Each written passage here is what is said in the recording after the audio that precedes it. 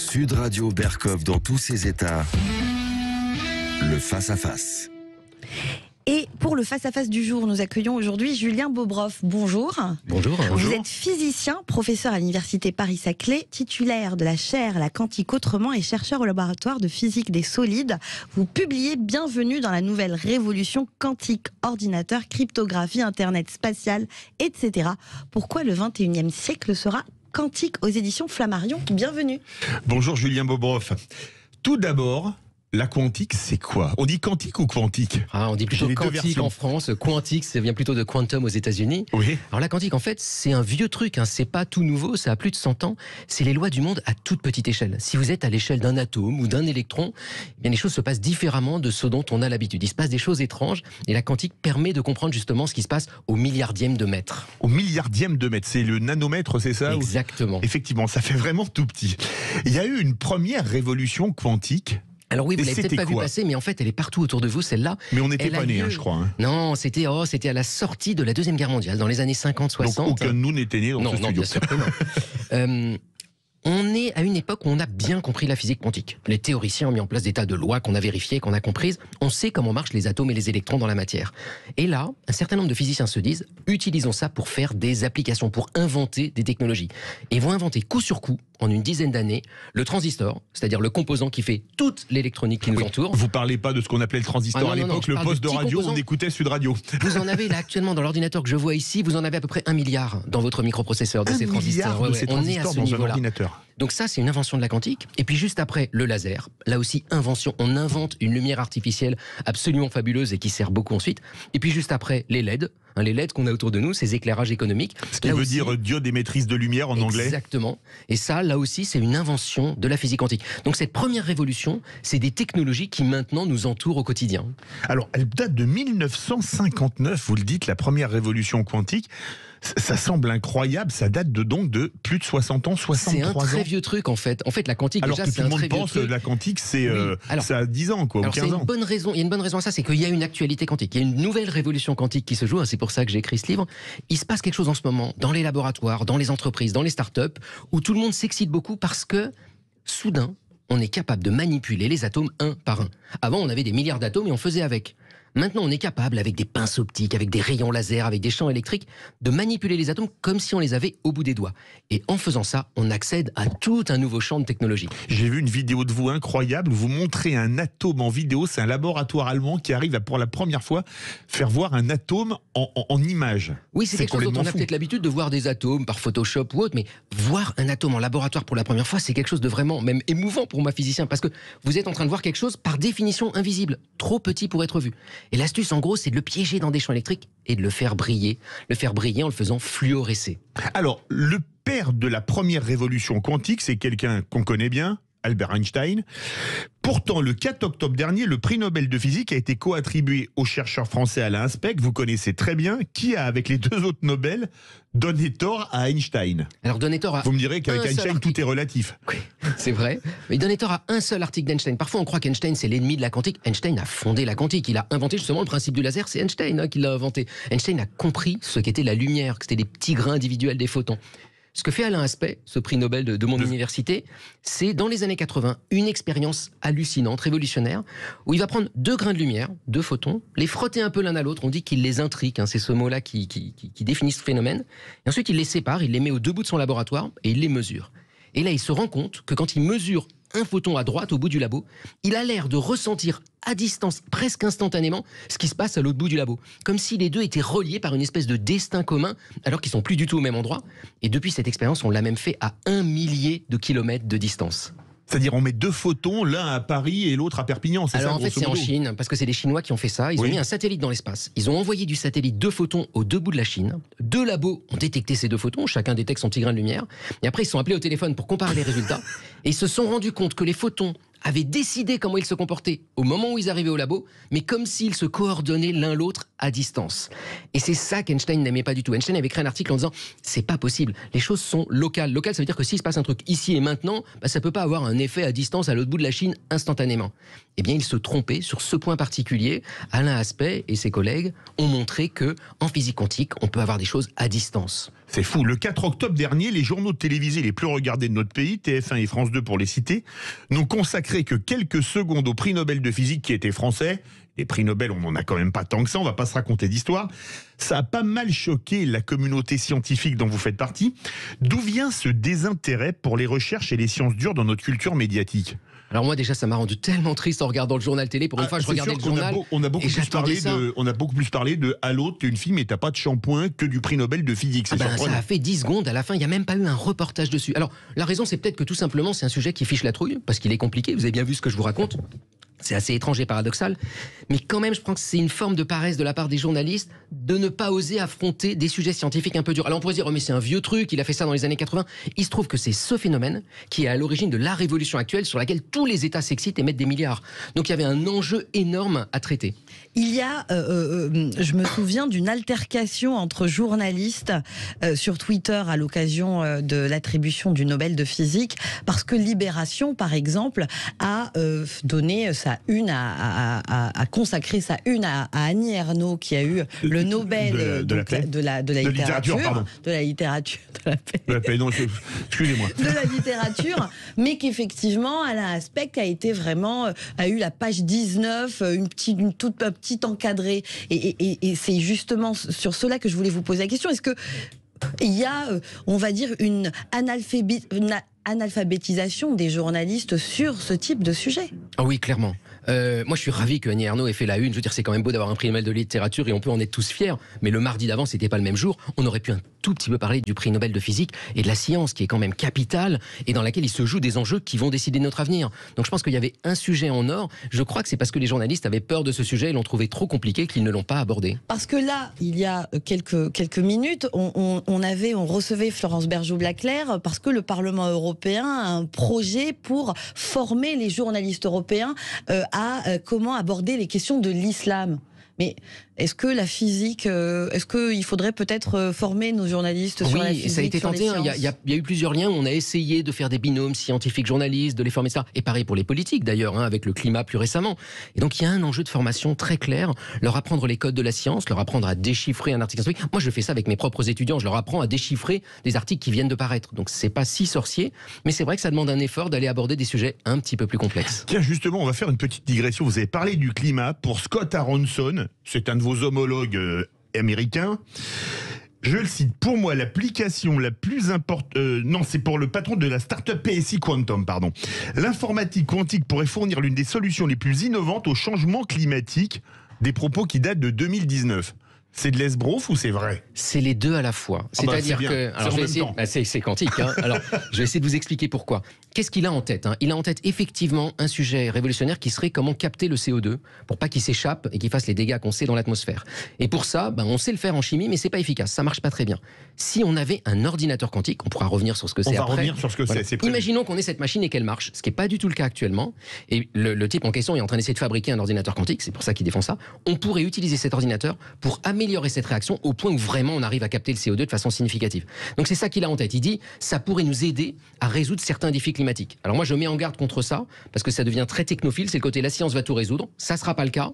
Pour deux raisons à mon avis, l'une d'entre elles c'est qu'on n'est pas sûr que ça marche, l'autre c'est que même si ça marche, ça va prendre beaucoup trop de temps par rapport aux échéances qui nous attendent. C'est-à-dire que ça prendra 30 ans, 40 ans, 50 ans. C'est l'échelle de temps de la science. Il faut se rendre compte comment la science fonctionne, elle avance lentement. C'est 40 ans, c'est 30 ou 40 ans. Alain Aspect, prenons l'exemple d'Alain Aspect, il fait sa découverte à peu près en 1982, il lui faut 10 ans pour faire ça, donc il commence dans les années 70, au bout de 10 ans il fait sa découverte, et ensuite, 20, 30, 40 ans après, on commence à faire émerger des applications qui révolutionnent le monde, mais qu'il a fallu 30 ou 40 ans pour développer.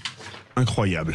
Et on revient tout de suite pour poursuivre ce débat passionnant avec Julien Bobroff, physicien et professeur à l'Université Paris-Saclay, qui publie Bienvenue dans la nouvelle révolution quantique. Et on attend vos questions, vos interrogations pour notre grand expert à partir de la deuxième partie d'émission. Et pas besoin d'être docteur en physique pour appeler. Au contraire, bien au contraire. 0826 300 300, à tout de suite. Sud Radio, Berkov dans tous ses états, 12h30, 14h, Philippe David. On est très heureux d'être en compagnie de Julien Bobroff, physicien et professeur à l'Université Paris-Saclay, titulaire de la chaire La quantique autrement et chercheur au laboratoire de physique des solides, auteur du livre Bienvenue dans la nouvelle révolution quantique, ordinateur, cryptographie, internet spatial, pourquoi le 21e siècle sera quantique, publié aux éditions Flammarion. Début 2021, Emmanuel Macron annonçait un plan ambitieux de développement des technologies quantiques. Un an plus tard, qu'a-t-on accompli et quelles sont les prochaines étapes ? Alors déjà, on n'avait pas attendu le plan pour se lancer dans les labos en France sur le sujet. On est parmi les pays de pointe sur le domaine et avec quelques équipes qui sont vraiment reconnues internationalement, à l'image du prix Nobel, mais de plein d'autres.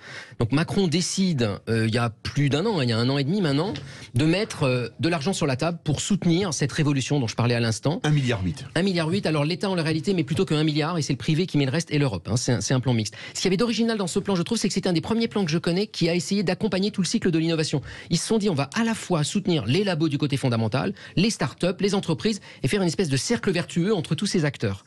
Donc ça, c'est le côté vraiment formidable. Et puis ils ont mis de l'argent sur la table et ça, c'est formidable.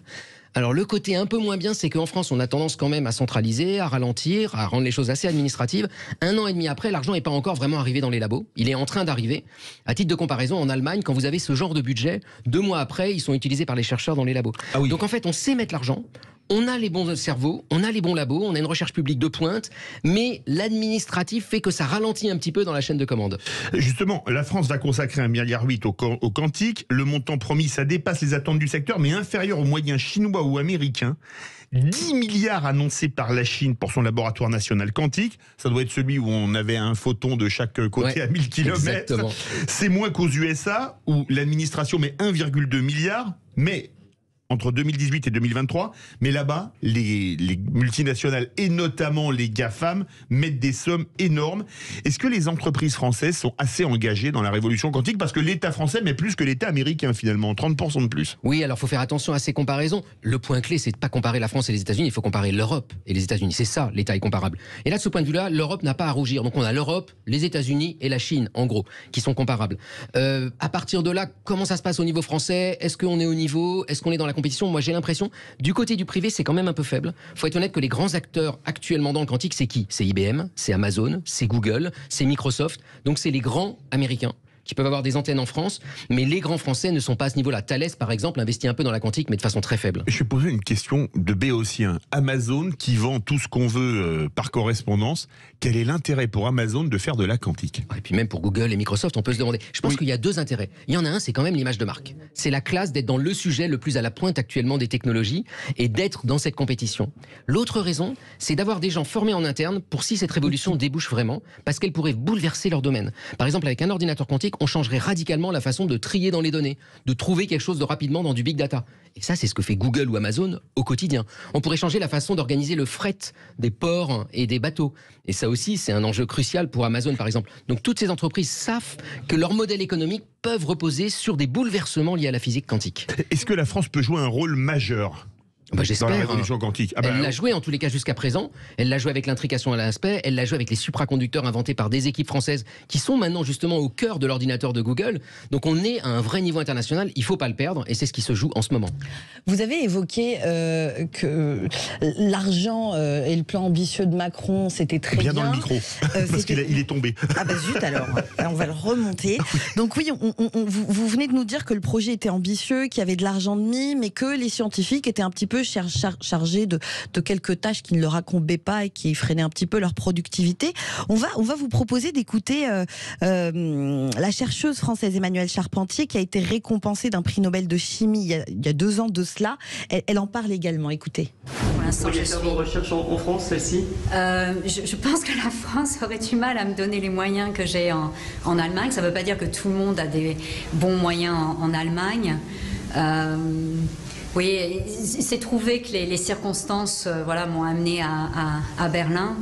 Je pense que la recherche scientifique a besoin d'être soutenue par le gouvernement, par tous les fonds publics et privés. Et ça n'est pas assez en France ? Ça ne l'est pas assez, ça ne l'est pas assez dans le monde entier, mais ça ne l'est pas assez en France. Je pense que c'est un petit peu en France, aussi en Allemagne ou ailleurs. Les scientifiques sont un peu débordés par des fonctions ou des demandes administratives et managériales qui prennent beaucoup de temps par rapport à la science. Et la science, c'est long, c'est un travail ardu. Ce n'est pas en donnant de l'argent qui permet de payer un étudiant en thèse pour 3 ans qu'on on peut vraiment avoir une vision de la recherche et faire de la recherche solide. Et ça ne doit pas être oublié. Qu'est-ce que vous en pensez ? Je suis d'accord, bien sûr que la recherche est sous-financée en France par rapport à d'autres pays, mais je crois qu'il ne faut pas non plus tomber dans l'excès de tout recopier à l'extérieur. Par exemple, se dire « Oh, le modèle américain est parfait et on va tout pomper de ce modèle-là ». Si on regarde ça, moi je l'ai fait dans mon bouquin, j'ai été interviewé des collègues justement qui avaient fait le même chemin, c'est-à-dire qui avaient immigré depuis la France vers les États-Unis, en disant « Mais alors, qu'est-ce qu'il y a de bon, qu'est-ce qu'il y a de mauvais dans les deux systèmes ?» Ils ne crachaient pas du tout sur la France, ils disaient « La France, elle a des forces. Elle en a une, par exemple, c'est le temps long. » Le fait d'avoir des fonctionnaires comme chercheurs, ça peut sembler anodin, mais ça fait qu'ils peuvent se permettre, Alain Aspect, c'est son cas, de prendre 10 ans pour étudier un truc que personne n'a étudié avant et se dire juste pour le plaisir et la curiosité, j'essaye, et à la fin de faire une découverte majeure. Et mais ils sont mal payés aussi, par rapport aux Américains. Par rapport aux Américains, ils sont moins bien payés, mais ils ont le temps long. Les Américains, ils n'ont pas forcément le temps long. Ils sont sur des postes temporaires avant d'obtenir un poste permanent, mais qu'ils obtiennent à 40, 45 ans. En France, dès un âge un peu plus jeune, on peut avoir une sorte de garantie de sécurité qui fait qu'on peut s'installer dans ce temps long. Après, évidemment, il faut que les financements suivent. Et ça, effectivement, on n'y est pas. En France, on est un peu sous-financé par rapport aux autres pays. Mais il ne faut pas tout jeter du système français, je pense. Et en particulier le fait qu'on nous autorise cette curiosité et ce travail sur le temps long qui débouche sur des découvertes majeures. Oui, mais du côté de... Concentrons-nous juste sur la partie tâches administratives et managériales. Est-ce que c'est pas lié à cette fameuse réforme de Sarkozy, cette fameuse réforme de la recherche et ces commissions mixtes qui sont régulièrement dénoncés? Est-ce qu'on peut dire un mot là-dessus? Oui, non, c'est lié à une succession de réformes et de transformations du système qui, depuis 20 ou 30 ans, surchargent les chercheurs en leur faisant tout faire et des trucs pour lesquels ils sont pas bons, tout simplement. On n'est pas bon pour être manager ou pour être gestionnaire ou administratif. On est très bon pour faire de la recherche et de la science. Et donc, progressivement, on nous a surchargé de charges de ce type-là qui, effectivement, n'ont pas de sens et dont tout le monde se plaint. Très bien. Et on va continuer dans quelques instants. Une petite pause de pub et on revient avec Julien Bobroff, physicien, professeur, Université Paris-Saclay et auteur de Bienvenue dans la nouvelle révolution quantique. Et vous voulez l'interroger, vous connaissez le numéro, le 0826 300 300. Manu attend vos appels. Que vous soyez spécialisé en quantique ou pas, on va parler des innovations et c'est absolument extraordinaire.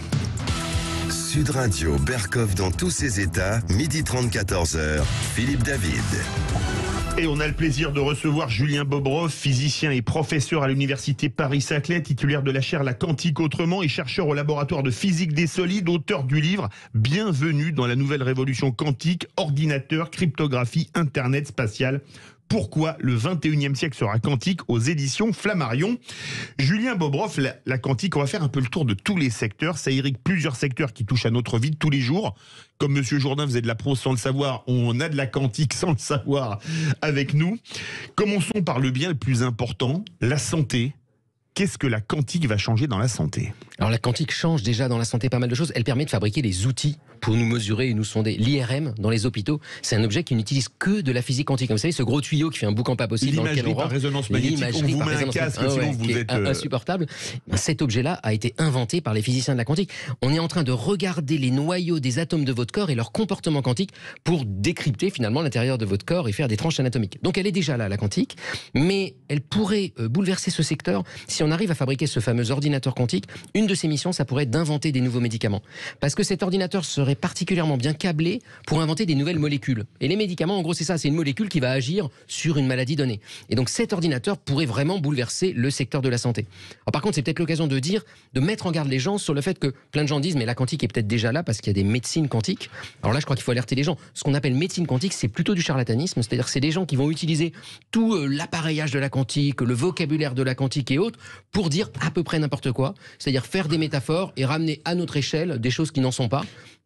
D'ailleurs, en parlant, c'est notre confrère de Marianne, Jean-Loup Adenor, qui avait fait un reportage en début d'année sur ce sujet. C'est le saut quantique, l'arnaque à la mode des gourous du développement personnel, des pseudo-thérapeutes ou autres chamans du bien-être ont l'imagination débordante. Dernière élucubration à la mode, former leurs clients au saut quantique pour leur permettre de mener la vie dont ils rêvent. De quoi il s'agit en fait? Ça, c'est assez facile à raconter. Donc, c'est quelque chose qui a été inventé par un des gourous de ce faux quantique qui s'appelle Deepak Chopra aux États-Unis, qui est très très suivi. Alors le truc qu'il raconte, Deepak Chopra, c'est qu'il dit voilà, j'avais une amie qui a été, je crois, qui avait un cancer en phase terminale et qui soudain spontanément a guéri de façon un peu miraculeuse, et il appelle ça un saut quantique. Alors à quoi il fait référence? En fait, si vous allez à l'échelle de l'atome. On se rapetissait à nouveau, un Gulliver. Et quand on regarde un atome, il se trouve qu'un atome a plein de propriétés étranges. L'une d'entre elles, c'est qu'il est capable de sauter brutalement d'un état à un autre état. Comme si, je sais pas, vous montiez sur une échelle et vous sautez brutalement du premier au deuxième, au troisième niveau, mais en vous téléportant, carrément. Il n'y a pas d'étape intermédiaire. Ah oui. Et ça, voilà, c'est à l'échelle quantique. Et c'est vrai, à l'échelle quantique, ça existe. Mais là, vous voyez le tour de passe-passe, c'est qu'il est en train de ramener ça à l'échelle de notre corps, en disant, si ça se trouve, si on contrôle notre corps, qu'on médite ou je ne sais quoi, ou qu'on utilise des appareils sophistiqués, on va pouvoir faire des sauts quantiques nous-mêmes et passer soudain d'un état malade à un état bonne santé.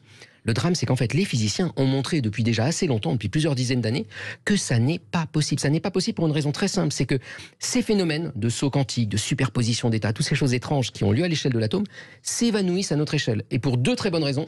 La première, c'est qu'on est trop gros. Nous, on fait des milliards de milliards d'atomes. Et à cette échelle-là, les atomes s'entrechoquent les uns les autres et tout s'arrête. Et la deuxième raison, c'est qu'on est trop chaud. On fait 37 degrés et ça, c'est trop chaud pour que ces effets survivent. Ces effets, on les contrôle en laboratoire, on les voit. Mais ce qu'on voit, c'est qu'ils sont hyper fragiles. Dès qu'on rajoute 2-3 atomes, tout s'arrête. Il y a même eu un Français, Serge Haroche, qui a eu le prix Nobel pour avoir démontré ça. Pour avoir démontré que ça n'était pas possible à notre échelle.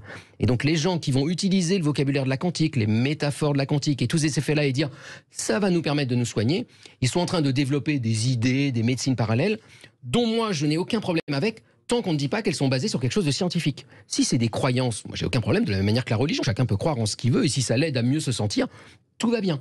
Mon problème et mon souci, c'est quand ces personnes-là disent, et c'est la physique quantique qui permet de le comprendre et de l'expliquer, et font semblant que la physique permettrait de justifier ces effets-là, qui là, pour le coup, sont complètement faux. Vous parlez d'appareils qu'on essaie de vendre. De quel appareil il s'agit? Il y en a plein sur Internet. Si vous allez sur Amazon ou sur la Fnac, peut-être pas la Fnac, et que vous tapez quantique, vous allez trouver plein d'appareils qu'on vous vend pour des milliers d'euros. J'ai vu une vidéo récemment sur YouTube, un petit délice de quelqu'un qui s'est amusé à ouvrir un de ces appareils et à regarder ce qu'il y avait dedans. Et en gros, il n'y a rien. Il y a un tout petit composant électronique que vous retrouvez dans votre téléphone portable qui détecte les ondes, en gros. Et on va vous vendre tout un vocabulaire d'ondes, de biofeedback, de résonance, d'énergie pour soigner votre corps. Alors qu'en gros, c'est une petite antenne qui émet une onde électrique.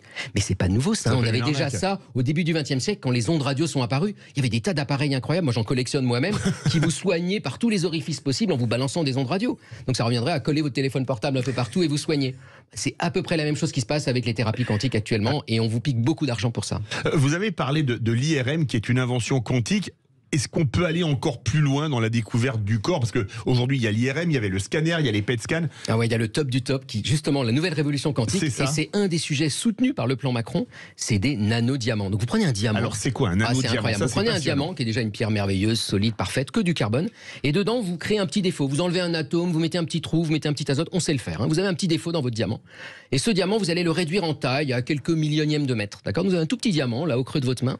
Ce diamant-là, vous pouvez le contrôler de façon quantique et lire ses propriétés comme si c'était une espèce de petite caméra quantique qui regarde autour d'elle. Et on s'est rendu compte qu'on était capable, en gros, de réduire le principe de l'IRM dans ce micro-diamant. Autrement dit, vous imaginez vraiment comme dans un film de science-fiction que vous prenez votre grosse IRM de l'hôpital, vous la réduisez, vous la coincez dans ce micro-diamant, et là, soudain, vous pouvez le mettre dans une cellule individuelle. Vous pouvez aller sonder le corps de façon incroyablement fine pour améliorer notamment des traitements, par exemple, traitement du cancer ou autre, aller faire de l'imagerie à toute petite échelle. Un laboratoire quantique, vous travaillez dedans tous les jours, ça ressemble à quoi? C'est pas comme les paillasses avec les tubes à essai. Je sors les vieux cours de physique. Non, ça c'est plutôt la chimie, ça. Ouais. Non mais on avait cours de physique chimie. Tout à fait. Donc les paillasses, si vous vous souvenez de vos souvenirs de lycée ou de collège, c'est qu'il y a plein d'éprouvettes partout et puis des paillasses. Ça c'est la chimie. Vous faites des réactions chimiques. La physique en général, vous avez déjà beaucoup d'électronique. Vous avez des gros racks comme ça avec des tas de fils. Et surtout, dans la plupart de ces laboratoires de physique quantique, vous avez au milieu une énorme citerne, mais énorme. Elle fait 4 mètres de haut, elle fait 1 mètre de large. Et c'est ce qu'on appelle un cryostat. Et alors qu'est-ce que c'est que ce truc-là? En fait, c'est un thermos géant. C'est un truc qui isole parfaitement de l'extérieur pour à l'intérieur refroidir. La clé pour voir les effets quantiques, souvent, c'est refroidir. Mais quand je dis refroidir, c'est pas un peu, c'est refroidir à 1 millième de degré du zéro absolu. C'est-à-dire 1 million de fois plus froid que la température qu'on a dans cette pièce actuellement. Et ça, on sait le faire technologiquement, mais ça suffit pas de le faire. Ensuite, il faut le protéger parce que sinon, ça va se réchauffer avec la pièce. Et pour le réchauffer, on utilise ces thermos géants, ces cryostats à dilution. Si vous tapez ordinateur quantique sur Google, les premières images que vous allez voir, c'est pas des ordinateurs, c'est ces espèces de citernes géantes. Alors justement, un ordinateur standard, c'est ça, c'est le laptop, comme on dit, l'ordinateur portable, l'ordinateur avec une unité séparée. L'ordinateur quantique, C'est quoi? C'est presque pareil, mais vous allez voir la petite différence. C'est le presque qui change tout. Alors déjà, un ordinateur normal, comment ça marche? Ça manipule des 0 et des 1. Ça transforme tout en 0 et 1 parce que c'est plus facile pour l'électronique. Puis ensuite, avec les petits transistors, ça ajoute des 0, ça ajoute des 1, ça les enlève. L'ordinateur quantique, il fait un petit tour de passe-passe avant ça. Il mélange les 0 et 1. Il est capable de créer un atome, par exemple, qui soit à la fois dans deux états. Comme si vous-même, je sais pas, vous étiez à la fois endormi et réveillé. Et donc, on sait le faire à l'échelle de l'atome. Pas à notre échelle, hein, souvenez-vous, mais à l'échelle de l'atome. Et donc, à l'échelle de l'atome, si on met un atome dans deux états à la fois, ça voudrait dire qu'on aurait une sorte de soupe d'objets qui seraient à la fois 0 et 1. On peut se dire, mais ça va être une catastrophe, comment on peut calculer avec ça? En fait, si on utilise les astuces de la physique quantique, les lois de la physique quantique, et qu'on mélange cette espèce de soupe de 0 et de 1 quantique, on est capable de faire des calculs en des temps hallucinants par rapport à ce qu'on fait à un ordinateur normal. On est capable de faire certains calculs qu'on ne sait tout simplement pas faire actuellement avec les ordinateurs normaux. Donc c'est un ordinateur qui, pour certains calculs, fonctionnerait incroyablement vite parce que, en faisant cette bouillie de 0 et de 1, il accède à toutes les combinaisons à la fois. Il est en train d'accéder à une quantité d'informations incroyable et c'est encore mieux que ça. Si on lui rajoute un seul 0 et 1 en plus, ça double sa capacité. Et d'ailleurs, début d'année, c'était la ministre de l'Enseignement supérieur et Florence Parly des Armées qui annonçait le lancement d'une plateforme nationale de calcul quantique. De quoi il s'agit exactement? Alors, on voit qu'une fois qu'on a cet ordinateur, le problème, c'est comment on calcule avec. Il faut réinventer l'informatique. On ne peut plus utiliser nos codes habituels. Il faut faire de l'informatique quantique. Il faut réinventer des façons de programmer, des façons de calculer, des façons même d'écrire le programme. Pour ceux qui ont fait un peu de programmation, c'est des lignes les unes à la suite des autres comme ça. Là, ça ressemble à une partition de musique, c'est horizontal.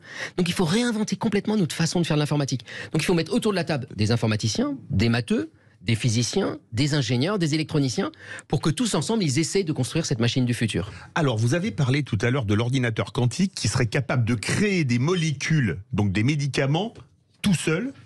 C'est ça l'intelligence artificielle et le quantique, pouvez-vous nous expliquer? Ah non, il n'est même pas intelligent, c'est juste la façon dont on l'a câblé au début. Il est très fort, mais il n'utilise pas l'intelligence artificielle. L'intelligence artificielle, elle va apprendre de ses erreurs et progresser. Ce que fait l'ordinateur quantique, c'est un peu différent, c'est laisser faire la nature. Alors ça peut sembler un peu stupide quand je dis ça, mais accrochez-vous, vous allez voir, c'est magnifique. On aimerait simuler une nouvelle molécule. Alors plutôt que de devoir aller la fabriquer dans un labo de chimie et que ça prenne 6 mois, 1 an, etc., on va la simuler dans l'ordinateur quantique. On va utiliser des atomes, par exemple, qu'on va faire léviter. Il y a des Français qui sont champions de ça. Et ces atomes, ils vont représenter la molécule. Ils vont avoir le même comportement de la molécule. Ensuite, on va les câbler comme on a envie en disant, tiens, et si cette molécule était comme ci ou ça? Et après, on va laisser faire les lois de la nature. Les atomes, ils sont quantiques, ils subissent les lois quantiques, comme les subirait la molécule. À la fin, on regarde dans quel état ils sont, et ça nous guide sur comment fabriquer la molécule. Donc c'est différent entre l'IA et la quantique. Mais la quantique peut nourrir l'IA. Alors la quantique pourrait aider à accélérer l'intelligence artificielle. Il y a aussi des gros enjeux dans l'aéronautique. Quand on lit votre livre, Sud Radio, Sud-Ouest, Toulouse, le Concorde est né à Toulouse. On pourrait, grâce à la quantique, revenir demain à des avions supersoniques, mais qui consommeraient très peu en volant très vite? Non, on changera rien à la consommation des avions et au fait que c'est quand même une catastrophe écologique. Par contre, ce que la quantique peut aider, c'est à simuler le mouvement, par exemple, de l'air ou du vent autour d'un avion ou d'un bateau ou de n'importe quel objet, ou simuler, par exemple, le mouvement des nuages. Ça, c'est ce qu'on appelle la mécanique des fluides. Et cette science-là, c'est une galère à simuler, vous n'imaginez même pas. Avec les ordinateurs, ça prend un temps fou de calcul. La quantique pourrait permettre d'accélérer énormément ça, et donc d'accélérer la simulation pour améliorer la météo, les avions, les bateaux, les trains. Par contre, ça ne va pas changer nos problèmes énergétiques. Quand même une chose dingue, quand on lit votre livre, ça peut même être intéressant dans la finance. Alors oui, alors dans quel domaine? Ça, j'ai découvert ça. La finance, c'est pas franchement la chose la plus physique qui existe. Non, je suis tombé par terre. Alors en fait, détrompez-vous, les matheux et les physiciens se retrouvent souvent dans la finance après des études de physique parce qu'ils vont appliquer leurs modèles mathématiques et physiques pour des modèles financiers. Et on s'est rendu compte, par exemple, qu'il y avait certains comportements de bourse. Alors moi, j'y connais rien, donc je vous dis ce qu'on m'a expliqué, dont les équations sont à peu près les mêmes que les équations de la physique quantique. Ah oui. Donc les types se sont dit, ok, pas de problème, on va prendre les équations de la physique quantique, on va les résoudre, et ça va résoudre notre problème financier. Manque de chance, ces équations-là, on ne sait pas les résoudre avec des ordinateurs normaux. Par contre, avec un ordinateur quantique parfaitement câblé pour ça, on lui met cette équation de physique quantique, il la résout, et donc ça pourrait permettre de faire certains calculs en finance bien plus vite et bien plus performants. C'est fou. Et dans le big data, la quantique, il y a des enjeux là aussi. Enjeux énormes. Alors par exemple, là par contre, vos éditeurs peuvent comprendre. Imaginez que vous ayez un dictionnaire, voilà, 1 million de mots dedans. Oui. Et vous cherchez un mot, mais manque de chance, vous ne connaissez pas la première lettre. Okay, vous connaissez la fin de votre mot, mais pas la première lettre. Par exemple, République, mais vous ne savez pas que c'est République. Combien de temps vous allez mettre pour trouver le mot dans le dictionnaire? S'il y a 1 million de mots, en gros, vous allez mettre 1 million de coups à chercher votre mot et à voir si vous avez de la chance. Bon, il sera peut-être au début du dictionnaire, mais vous allez vous prendre un petit peu la tête. Avec un ordinateur quantique, vous prenez votre million de mots, vous les superposez tous entre eux. Vous vous souvenez cette bouillie de 0 et de 1? Oui. On va coder tous nos mots dedans. On a besoin de 20, 0 et 1, pas beaucoup, 20 pour tous les superposer. Et après, en mélangeant ça à la sauce quantique, on va pouvoir faire sortir la solution et faire apparaître le mot qu'on cherche en 1000 coups au lieu d'1 million. Ah oui. Et on va poursuivre ce débat dans quelques instants. Après une petite pause de pub, on se retrouve avec Julien Bobroff, physicien, professeur à l'université Paris-Saclay, pour parler révolution quantique. À tout de suite. Sud Radio, Berkov dans tous ses états, 12h30, 14h, Philippe David. On retrouve Julien Bobroff, physicien et professeur à l'université Paris-Saclay, titulaire de la chaire La Quantique autrement et chercheur au laboratoire de physique des solides, auteur de Bienvenue dans la nouvelle révolution quantique, ordinateur, cryptographie, internet spatial. Pourquoi le 21e siècle sera quantique aux éditions Flammarion, et le sujet fait beaucoup réagir. Oui, absolument. D'ailleurs, on accueille tout de suite Dust de Héran. Bonjour Dust. Bonjour Dust. Bonjour à tous. Ben oui, la quantique, d'abord en aparté, chaque fois que je regarde un truc sur la mécanique quantique, je ne comprends strictement rien, à tel point que j'ai vraiment l'impression que mon cerveau il n'est pas adapté en fait. Il n'a pas le bon truc. Donc, à propos des ordinateurs, justement, sachant qu'un ordinateur classique fonctionne avec des bits qui peuvent prendre la valeur de 0 ou 1, et sachant que, d'après ce que j'ai compris, un bit d'ordinateur quantique peut prendre n'importe quelle valeur, comment on fait à partir de là pour trouver la bonne valeur? Ouais, Alors, là, il n'y a que Julien Bobroff qui puisse vous répondre. Là, c'est une très bonne question. Quand on le dit comme ça, et vous avez entièrement raison, on se dit mais ça va être impossible parce qu'on va essayer de piocher puis on va tomber sur n'importe quoi. Alors en fait, déjà un truc marrant, c'est que quand on la mesure, on aura soit 0, soit 1. On n'aura rien d'intermédiaire. Pendant le calcul, ça va être à la fois des 0 et des 1, mais à la fin du calcul, il va choisir 0 ou 1. Et donc tout l'art des informaticiens de la quantique, c'est d'utiliser les lois de la quantique pour faire sortir la bonne réponse. Pour qu'à la fin, quand on le mesure, on ait une succession de 0 et de 1 qui, eux, ressemblent vraiment à ce qu'on a dans un ordinateur normal, mais qui vous donne la bonne solution.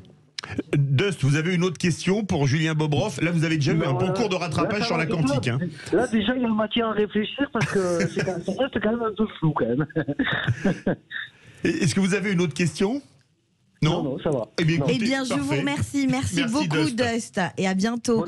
Et tout de suite, on accueille Sandrine Devian. Bonjour, Sandrine. Bonjour, Sandrine. Oui, bonjour à tous. Alors, moi, j'ai une question aussi. Bon, apparemment, on parlait tout à l'heure du temps que prennent toutes les activités physiques pour réussir à obtenir un résultat pratique. Et moi, je me demandais si, grâce à la quantique, on pourrait pas un peu accélérer le temps en faisant appel à la coopération et en montant, par exemple, une équipe type CERN avec tous les meilleurs physiciens du monde, plutôt que de rester là, chacun dans son labo, à essayer de trouver son petit résultat. Donc voilà, la question c'est est-ce que ce serait possible de créer un nouveau type de CERN ou une nouvelle branche au CERN? Et puis, si vous me permettez, je voulais juste faire quelque chose. Je voulais dire Alain Aspect, pour qu'au moins on puisse dire qu'on en a beaucoup parlé sur Sud Radio. C'est très bien. Écoutez, Alain Aspect, j'en remets une louche. Restez avec nous, Sandrine. Vous êtes à Évian, c'est ça? C'est ça. Oui, le CERN n'est pas très loin de chez vous, alors. Et voilà. Julien Bobroff, Ouais. vous êtes scientifique, sans indiscrétion? Je suis statisticienne. D'accord, ok. Julien Bobroff. Une excellente question, effectivement. On pourrait se dire, mais arrêtons de nous chamailler entre nous, entre les pays ou même au sein d'un pays. Mettons tout le monde dans un même laboratoire et travaillons ensemble. Alors ça se passe pas comme ça et c'est très différent du CERN, je crois, pour une raison simple, c'est que les expériences quantiques, elles sont quand même à échelle humaine. Le CERN, il vous faut quelques milliers de personnes pour arriver à fabriquer l'accélérateur et à le manipuler. Moi, par exemple, l'expérience que j'avais dans mon laboratoire, on était 2 ou 3 dans la pièce et ça nous suffisait. Donc, l'intérêt d'être énormément pour une seule et même grande expérience, je le vois pas. Par contre, se dire, mais on va pas arrêter d'être en compétition, mais à un moment donné de collaborer, en fait, c'est ça la science. C'est une alternance en permanence de compétition et de collaboration.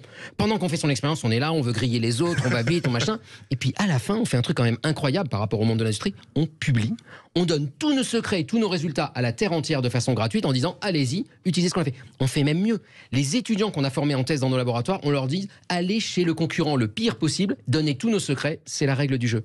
Donc il y a une espèce d'alternance, voilà, tous les 2-3 ans, où on donne tout, et puis après on a un petit moment de compétition, puis un moment où on donne tout. Donc on alterne entre collaboration et compétition. C'est pour l'instant ce qu'on a trouvé de mieux pour faire avancer la recherche depuis 300-400 ans. Sandrine, vous avez une autre question pour Julien Bobroff? Oui, mais comment accélérer ça? Ah, alors là, je vais être très cru, en mettant de l'argent. Donc déjà, c'est une bonne manière. Et ça marche, hein, c'est-à-dire que là, pour le coup, quand Google a dit on va se lancer dans l'ordinateur quantique, c'est intéressant. Hein, il y a 20 ans, Google ne savait pas ce qu'était le mot quantique. Soudain, ils se sont dit ok, on se lance. Donc ce qu'ils ont fait, c'est qu'ils ont débauché les meilleurs chercheurs du monde dans le domaine. Ils se sont fait une équipe de 70 personnes. Ils ont mis quelques dizaines ou centaines de millions sur la table. Et 4 ans après, ils avaient le meilleur ordinateur quantique au monde. Ça existe donc déjà l'ordinateur quantique? Ah bien sûr, ah oui, excusez-moi, je vous ai pas dit. Il existe cet ordinateur quantique. Non, c'est pas le rêve du futur. Il y en a plein, mais ils marchent pas bien. En fait, ils font des bugs, donc on fait des calculs complètement minables avec, ou on fait des calculs qui ne servent à rien pour l'instant. Mais on en a plein partout dans le monde. C'est même mieux que ça. Il y a par exemple IBM qui en a mis sur le cloud. Si vos auditeurs veulent demain matin faire un petit programme quantique et l'envoyer à l'ordinateur d'IBM, ça va dans un laboratoire, c'est lancé sur l'ordinateur et ça vous donne le résultat. Le seul truc, c'est que pour l'instant, on ne fait pas encore de calcul intéressant avec parce qu'ils présentent plein d'erreurs. Ils sont très fragiles, ces ordinateurs, et la moindre perturbation, en gros, les plante. Donc Sandrine, vous qui êtes statisticienne, vous éviterez l'ordinateur quantique pour faire vos statistiques. Vous allez rester au beau vieil ordinateur actuel, non? J'aimerais bien, moi, essayer l'ordinateur quantique. Rendez-vous est pris avec Julien Bobroff. Vous en avez un dans votre laboratoire? Alors, il y a des ébauches, c'est-à-dire des choses qui ressemblent à des ordinateurs quantiques, mais les vrais de vrais, non. Dans notre laboratoire, on n'en a pas. Mais en attendant que vous puissiez utiliser l'ordinateur quantique, chère Sandrine, pour le changement d'heure samedi, Sud Radio et Icewatch vous offrent l'Ice Solar Power, qui puise uniquement son énergie dans la lumière naturelle et artificielle. Et comme il fait beau, vous pourrez en profiter. Et puis également, pour nos autres auditeurs, vous pouvez gagner cette montre sur la chaîne YouTube de Sud Radio. C'est l'occasion de vous abonner dès aujourd'hui d'ailleurs. C'est simple, vous allez sur YouTube, vous tapez Sud Radio, vous vous abonnez et vous ferez partie de la grande communauté de 700 000 auditeurs. Merci beaucoup. Avec plaisir, merci de votre fidélité, chère Sandrine, à bientôt. Ah, vous voulez dire un mot? Et ouais, j'ajoute que les cellules photovoltaïques, donc qui transforment le soleil en électricité, c'est de la physique quantique pure et dure. On est en train de transformer des photons en électrons. Je ne peux pas vous dire mieux. Vous ne le saviez pas, mais vos panneaux solaires sont quantiques. C'est fantastique, voilà. À bientôt, Sandrine, merci beaucoup. Et tout de suite, c'est Claude de Perpignan qu'on accueille. Bonjour Claude. Bonjour Claude. Oui, bonjour. Bonjour à tous et bonjour Julien Bobroff. Bonjour. Voilà, moi, vous m'avez offert cette montre, elle est merveilleuse, je dois dire. Moi j'ai fait mes études d'ingénieur à une époque où on n'apprenait pas encore le transistor, et j'ai découvert la quantique avec les bouquins de Charpak Omnes et Charpak Brock en 2004. Alors je voulais demander à Julien Bobroff si son livre se lit aussi bien que les leurs ou si c'est beaucoup plus ardu. Non, ça se lit très bien. Alors là, on est avec Alain, on est votre témoin de moralité. Dans le mien, il n'y a pas d'équation. J'ai vraiment essayé de viser le grand public, et en fait, ça vient, moi, du fait que je vais très souvent faire des conférences grand public, et dans les lycées, qui sont des publics en général costauds, et où en général, quand un public lycéen arrive à comprendre ce qu'on raconte, on sait qu'on tient à peu près le bon bout en termes de vulgarisation. Donc voilà, essayez, mais et dites-moi si vous y comprenez quelque chose après.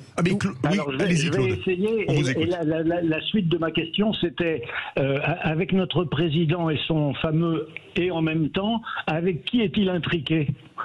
Oui, alors la question que vous posez, elle est hyper bonne en fait, elle est rigolote déjà. C'est logique, il est scientifique. Il est scientifique, mais il y a ce truc qui est d'utiliser des effets de quantique et de faire des métaphores pour essayer de comprendre le monde qui nous entoure.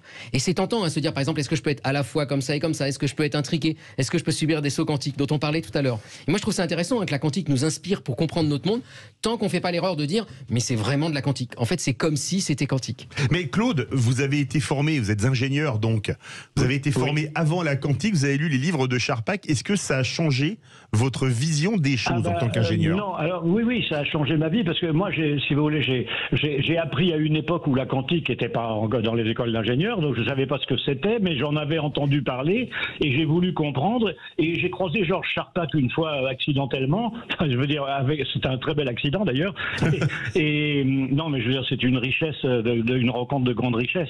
Et donc, quand son bouquin est sorti en 2004, évidemment, j'ai sauté sur le livre et j'ai commencé à comprendre. Alors, si vous voulez, oui, j'ai commencé à comprendre. J'ai commencé à comprendre d'ailleurs que quand on est dans la quantique, rien n'est fixe, tout bouge. Et quand on est dans le monde réel, tout est fixe. Et c'est là que j'ai appris qu'il y avait les problèmes de décohérence et tout ça qu'il fallait résoudre. Oui, voilà.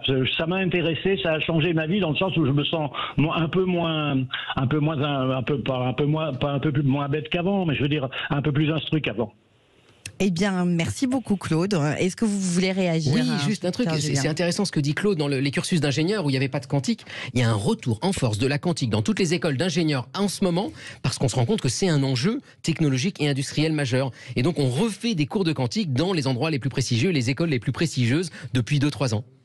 Ça fait énormément réagir la quantique. Ah oui, oui, absolument. Et on est ravis. C'est là, tout de suite, on accueille Philippe de Narbonne. Bonjour Philippe. 55 km au nord de Perpignan, c'est parfait. C'est ça. On vous écoute Philippe, bonjour. Oui, bonjour. J'aurais, une petite remarque et une petite question aussi à Julien Bogroff, que j'écoute beaucoup, qui est un de mes maîtres en la matière d'ailleurs, parce que c'est très important de vulgariser cette physique quantique, mais justement cette vulgarisation, ça a été un peu la porte ouverte à un grand tout et un grand n'importe quoi, notamment avec les relations que peut avoir la physique quantique et la médecine, d'accord. Mais je trouve que sur sa dernière intervention, il a été un peu dur, parce que moi je reste quand même convaincu que le vrai ordinateur quantique, je pense que c'est nous. Ça, effectivement, c'est une croyance, c'est un postulat, hein. Et moi, je suis kinésithérapeute, et dans ma vie de tous les jours, dans ma pratique, nombre de fois je retrouve, mais ce ne sont que des similitudes, hein, ce n'est pas mathématique, mais l'expression des lois quantiques, en fait. D'accord, que ça soit le onde particule, que ça soit la discernibilité, que ça soit et même pour aller plus loin, on retrouverait en mathématiques les notions de vecteurs d'état, et qu'on pourrait tout à fait appliquer, je pense, à un état de santé. Et donc je trouve que dire que la physique quantique ne pourra, ne peut pas intervenir en médecine, parce que justement on a la loi du nombre qui fait que oui, effectivement, ces phénomènes disparaissent à notre échelle. Et bien justement, c'est peut-être ça le mystère du vivant, que on réussit à utiliser ces propriétés quantiques à ce niveau-là. Voilà. Alors, j'aurais bien aimé savoir ce qu'en pense. Il va vous répondre, Julien Bogroff, Philippe de Narbonne. Alors, là, je dois dire que je suis pas d'accord, mais c'est intéressant qu'on ait ces deux points de vue ici qui s'expriment. Vous, je pense que vous témoignez d'une pratique personnelle, d'une expérience de l'humain, du vécu, de vos patients et de ce que vous ressentez chez eux, et vous calez assez bien vos intuitions sur des concepts de quantique en vous disant tiens, ça ressemble vraiment à cette histoire de saut quantique, cette histoire d'intrication, cette histoire d'énergie, et je le ressens. Et moi, je renie pas du tout ça. Je dis juste que ça n'a pas fondement scientifique. C'est-à-dire que la physique a permis de démontrer que ça n'était pas possible à notre échelle, d'avoir un effet quantique comme celui que vous décrivez. Ça ne veut pas dire qu'on ne se comporte pas comme des effets et que ça peut nous faire penser à des effets. Mais là, ça devient peut-être de la poésie ou de la littérature ou quelque chose comme ça. Ça n'est plus de la science. La science, moi, dans mon champ, il faut qu'à un moment donné, je puisse tester quelque chose en laboratoire et vérifier si ça fonctionne ou pas. Et quand on a testé dans le laboratoire des effets quantiques en faisant grossir petit à petit les molécules, on s'est rendu compte que tout s'évanouissait. Donc ces effets ne peuvent pas survivre à notre échelle du point de vue de la science. C'est tout bon pour vous ? Philippe, c'est bon ? Ah, a priori, on a perdu Philippe. J'ai une question à vous poser. Julien, non, c'est à Julien. Julien Bogroff. Non, Philippe est là, Philippe. Ah, Philippe est là, pardon, oui, on l'a retrouvé. Oui. Est-ce que c'est bon pour vous ? Vous avez quelque chose à ajouter ? Non. Après, je pense que c'est très intéressant à débattre. Et je lui demanderai, de m'expliquer, justement, les impacts, tout à fait, la relation entre l'âme et le corps, quoi. C'est bien quand même deux choses, et nous sommes qu'une union. Et effectivement, je vois pas comment expliquer ça autrement que par mais effectivement c'est une croyance, c'est très difficile de le démontrer. Je crois qu'on peut être d'accord tous les deux, Philippe et moi, c'est qu'il y a des sujets mystérieux qu'on n'a pas encore résolus, mais je suis pas sûr qu'on ait besoin de la physique quantique pour les résoudre, et on trouvera peut-être leur résolution dans d'autres domaines comme celui de la santé. Dernière question après Alain Aspect. Julien Bogroff, prix Nobel de physique, c'est quand ? Aucune chance. Aucune chance, mais je suis tellement ravi déjà que Alain Aspect l'ait eu. Merci à vous, Julien Bogroff. Merci beaucoup, Julien Bogroff. Accueilli. Merci d'avoir accepté notre invitation. Je rappelle que vous êtes physicien, professeur à l'université Paris-Saclay et que vous publiez Bienvenue dans la nouvelle révolution quantique, publiée chez Flammarion. J'ai fait exprès. Et bien voilà, pour conclure, c'est demain que l'on se retrouve pour la culture dans tous ses états, et on reçoit Jacques Maillot. Jacques Maillot, qu'on connaît bien chez Sud Radio. Un ancien de Sud Radio, les ânes de Sud Radio. Il a écrit ses mémoires, 50 ans de chansonnier. On va bien rire, ce sera de 13h à 14h. Absolument, mais bien sûr, Philippe David dans tous ses états commence demain à 12h30. Et tout de suite, vous avez rendez-vous avec Brigitte Lahaie. On vous souhaite une excellente après-midi sur Sud Radio.